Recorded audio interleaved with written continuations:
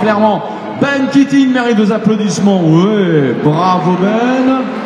Et 300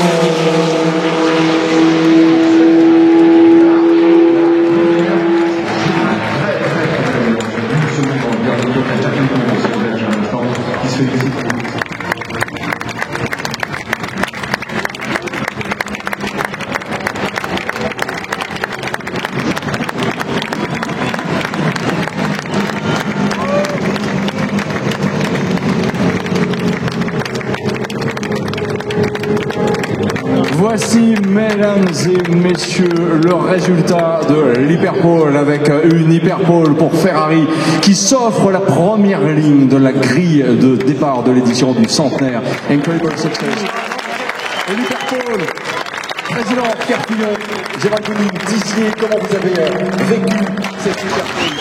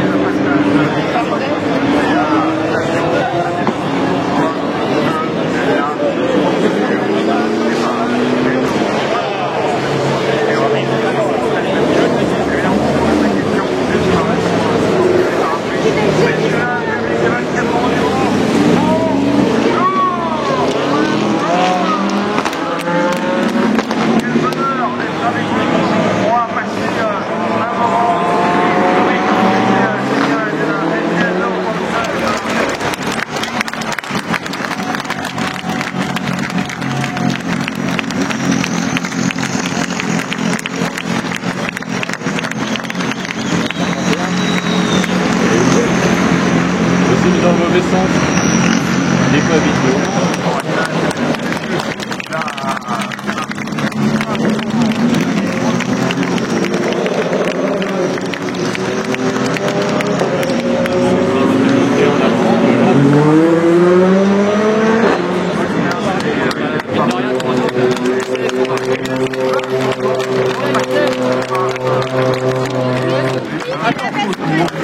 Reconnaissance supplémentaire. Mesdames et messieurs, Voilà. Le prix, la passion reste.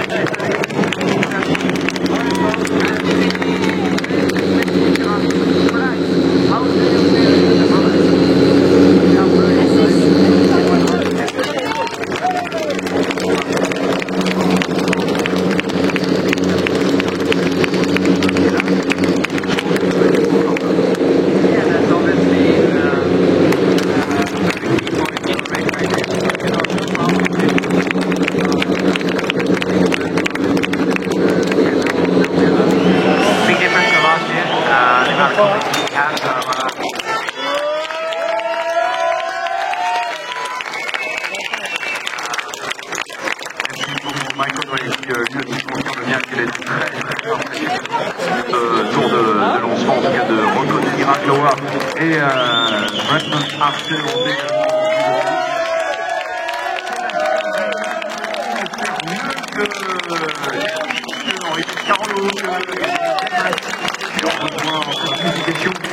des différentes couleurs. Elles ont été choisies pour honorer justement ces repères émotionnels et temporels de 124 ans. Mais André Rassureur est derrière cette étape. On va lui demander de nous rejoindre. Allez, la cochon rose qui est là.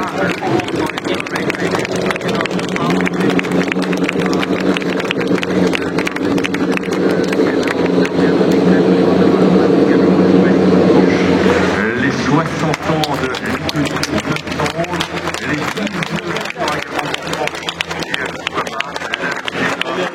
prochaine, avec, on lui dirait BMW, on va dire avec BMW, être là en haut de grille, c'est Vincent Voss, bien sûr, WRT, mais là, on va se concentrer sur les deux voitures en LMP2. Comment est-ce que ça se présente, Vincent? Ça se présente pas mal, hein. On est troisième sur la grille en P2, et puis on a une voiture qui est un peu plus loin, on a eu le petit là. Et vous, un siècle après, c'est absolument génial. LeBron James est au rendez-vous. Voici Jacques X également. 1923 a en effet, voilà, rapporté ici cette voiture exceptionnelle, la Schneider Walker, ce trophée exceptionnel. Attention, mesdames et messieurs.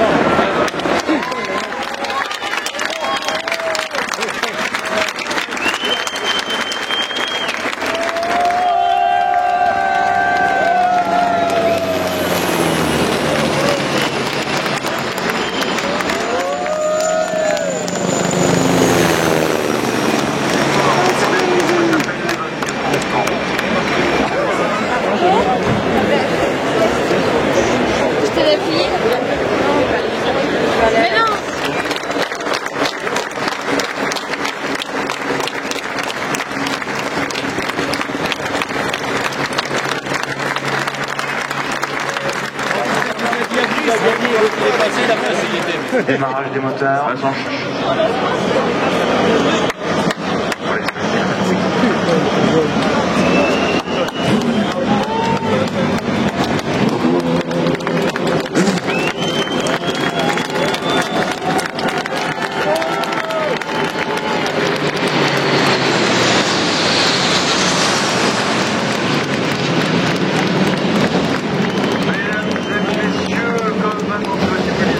C'était la patrouille.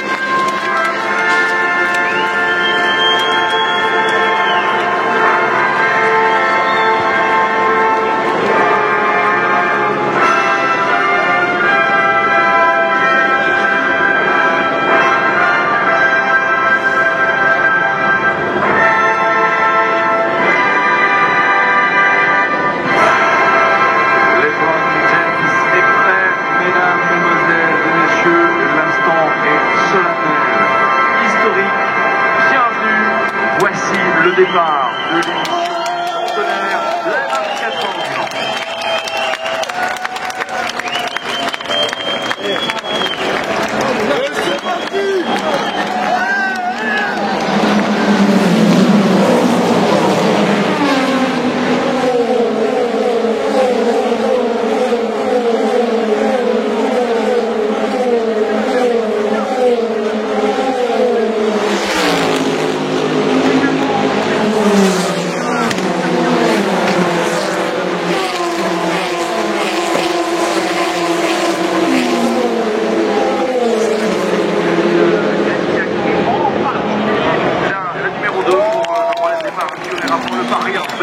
Alors que les voitures passent le cerceau rouge et les deux Ferrari qui dominent les Toyota, la 8, c'est la 7, la Porsche numéro 75, Felipe Nasr également qui est très bien parti dans ce premier tour et manifestement pas d'incident dans le passage de la Dunlop, tant mieux, alors que Sébastien Bourdet avec la Corvette numéro 3 également à l'attaque à l'instant de se défaire des 9 X8 en direction évidemment du premier freinage, une audière. Voici la chicane où arrivent déjà les deux Ferrari, la chicane Daytona. Attention à Felipe Nasr car la piste est légèrement humide dans ce secteur, ça se voit, quelques trajectoires un petit peu plus floues avec notamment ici Tom Gilman qui ne peut pas éviter justement de faire l'intérieur. L'Oreca 63 également pour l'une des voitures qui est engagée. Attention, ça fait malheureusement. Ah oui, il s'attaque Bruno, deuxième chicane des Hunaudières.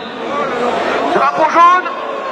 Je crois que c'est l'Oreca Panis qui est parvenu à se faufiler. Et attention à la deuxième chicane avec une Toyota qui est effectivement maintenant en deuxième position. L'offensive des Toyota. Alors quelle voiture est en train de descendre du classement? C'est l'Inter-Europol numéro 32. Ah, c'est Mark Vam qui s'est fait piéger au freinage de la chicane Daytona. Mark Vam pour la 32. Il arrive à ramener la bagnole, tant mieux. We've had a crash coming through the first chicane. It looks like it was the number 32, Mark Vam, unfortunately, who has gone off. The leader's through. It's went down the Mulsanne straight. That seems to have caught him out in there. It's the 311. 311, sorry. It's the Action Express racing car of Jack Aitken, who's gone into the barriers at the chicane. Oui, effectivement. Alors la 311, et on avait pourtant vu également le numéro de Mark Vam descendre aussi dans les profondeurs du classement, avant peut-être réactualisation en effet de l'écran. Et pendant ce temps, ça se passe en tête qui va boucler le premier tour en leader. Le duel avec Toyota qui passe devant. Oh, Sébastien Buemi dans le premier tour a doublé Niklas Nilsson. Niklas Nilsson en deuxième position et regardez derrière, on ne fait pas dans la dentelle. Mike Conway au freinage du virage d'Arnage qui reste derrière la Ferrari numéro 50. Il y a également Felipe Nasr qui est en cinquième position. Earl Bamber est avec la Cadillac numéro 2. Michael Christensen qui est à la 7e place. Alors que Paul Louchatin est en tête du classement pour les LMP2 et Nicky Katzberg en tête avec la Corvette numéro 33. Passage dans le virage Porsche et Sébastien Buemi qui commence déjà à se détacher. Niklas Nilsson tente de s'accrocher. Il est attaqué par Mike Conway. Sebastian Buemi has hit the front. You're going to see a Toyota first if you're on the start-finish line. They've gone to the front, round the outside of Nicholas Nilsson in the Ferrari, and it's a Toyota who will lead us across the line on the first lap. Akio Toyoda va élever alors que l'on a l'opération Safety Car à 16h03. Et quoi qu'il en soit, nous étions dans le vrai à propos de Mark Vam avec l'Oreca Inter-Europol numéro 32 qui est bien descendu dans les profondeurs du classement puisque 61e et mauvaise nouvelle également pour les supporters d'équipe Glickenhaus car en effet il est fort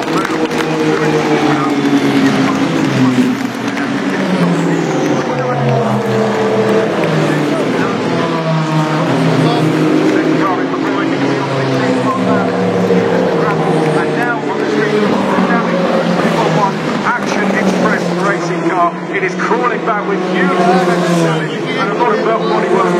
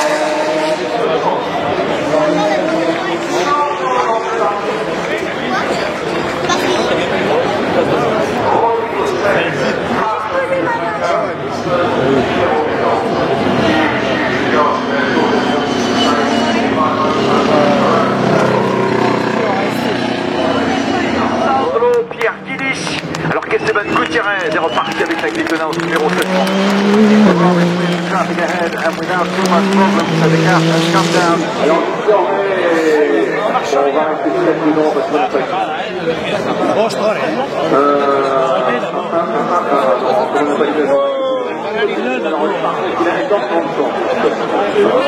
effectivement, il y a quelques petits, mais au moins, au contraire de Ricard, de Ferrari, c'était censé être là, on a un porte numéro 124. Là, on a un numéro 35 qui se retrouve à son segment.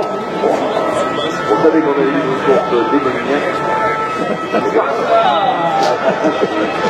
C'était impressionnant la précision du pilote qui avait pour remettre la voiture à grande ensemble. Et la ligne numéro 35 qui est reparti. Restant de la 4 à 35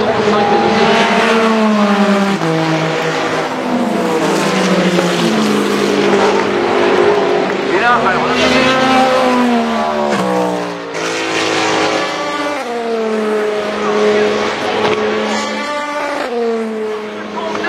Giovinazzi va tenter le vers l'intérieur à la chicane. Non, il est obligé de laisser passer la porte.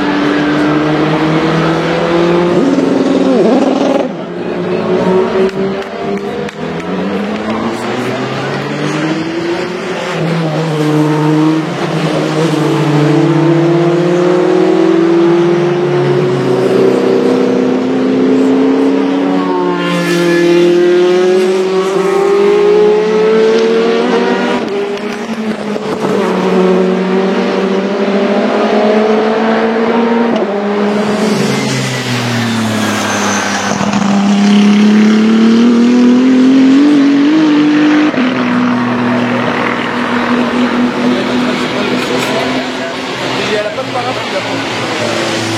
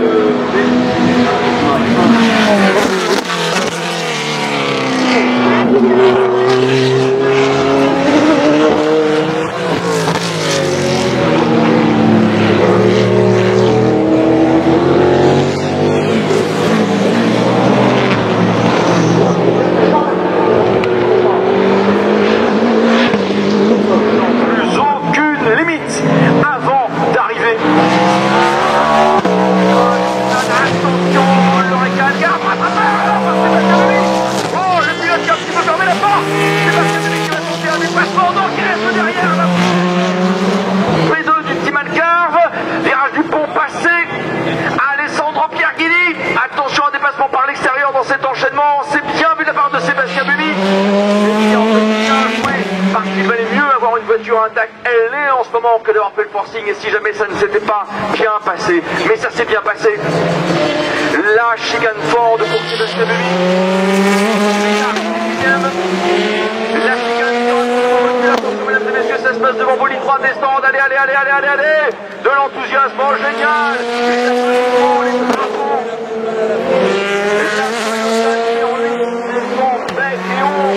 Sa position de leader.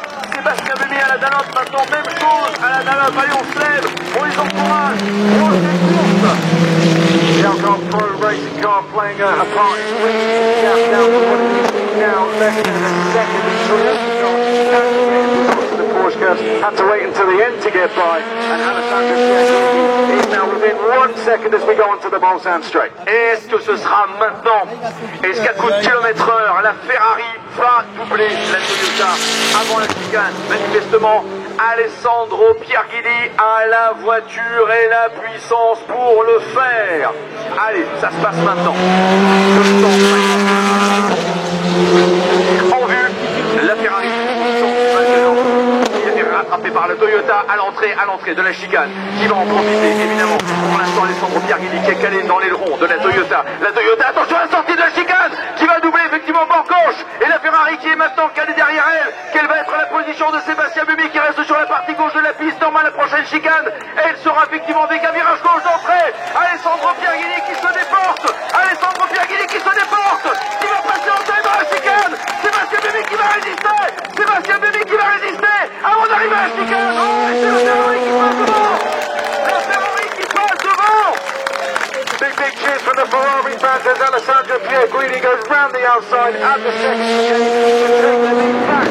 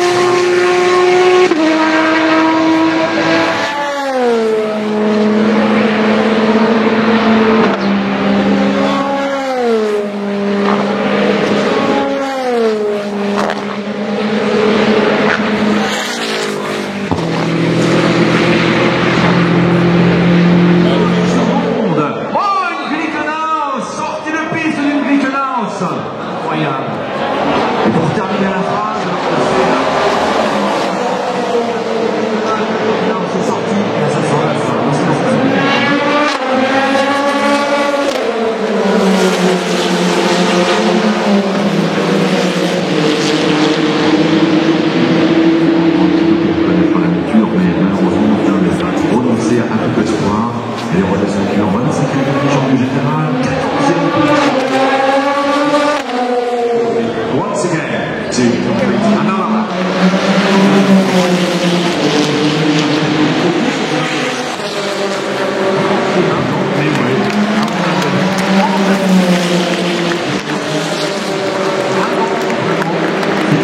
Il passera quelques secondes avant la fin du temps réglementaire. Ouais, il a tourné en 3 minutes 40. Bon, voilà, ouais, on a 3 minutes 20 minutes pour le début. Alors voilà, c'est parti pour les 340 minutes.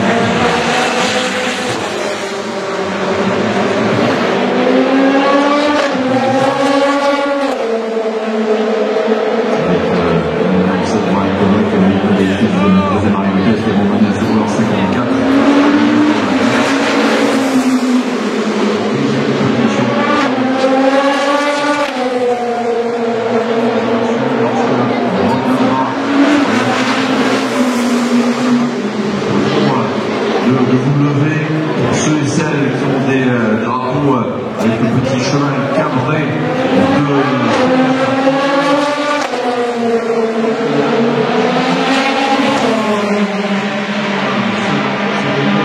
tout simplement faire revenir un grand constructeur comme Ferrari, mais aussi des marques comme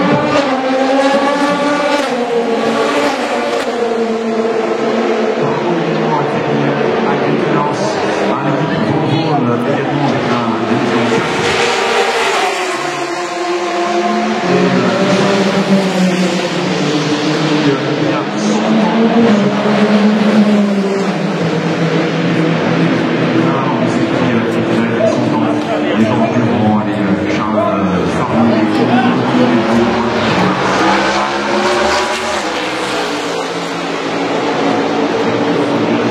d'avoir ainsi l'audace de lancer cette course de 24 heures, avoir la bonne idée au bon moment pour faire avancer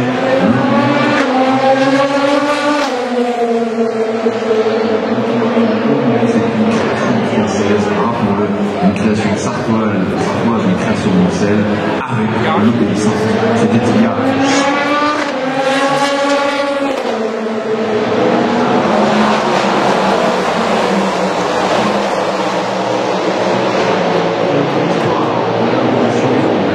s'invente avec aussi l'hydrogène et Toyota et l'hydrogène qui ont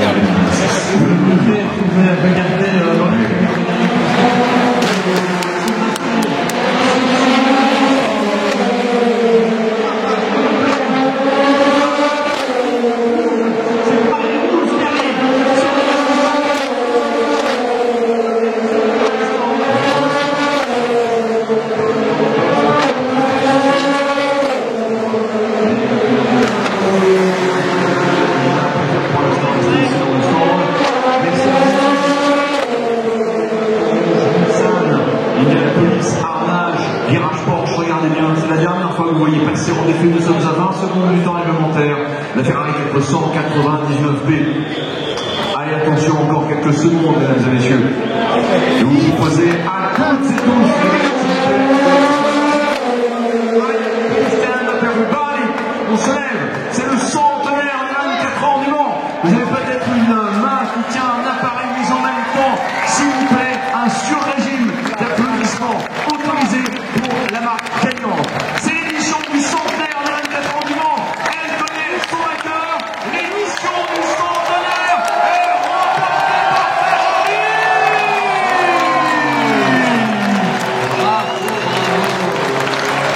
Ferrari victoire. Numéro 51. Victoire pour Alessandro Pierguidi, James Canado et Antonio Giovinazzi. The first time back in 50 years and the first time we've got Ferrari on the top step in 50 days. Pour ainsi célébrer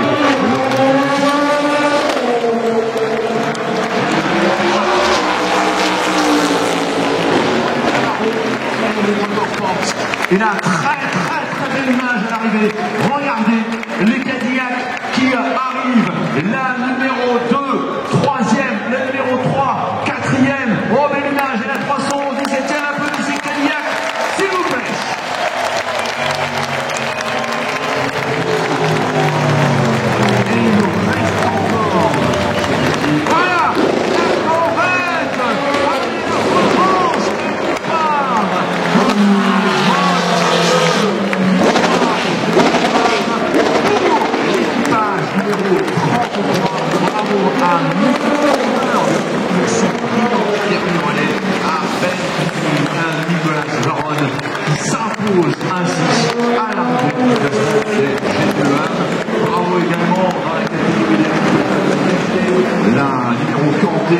21 de Williams, une course fabuleuse.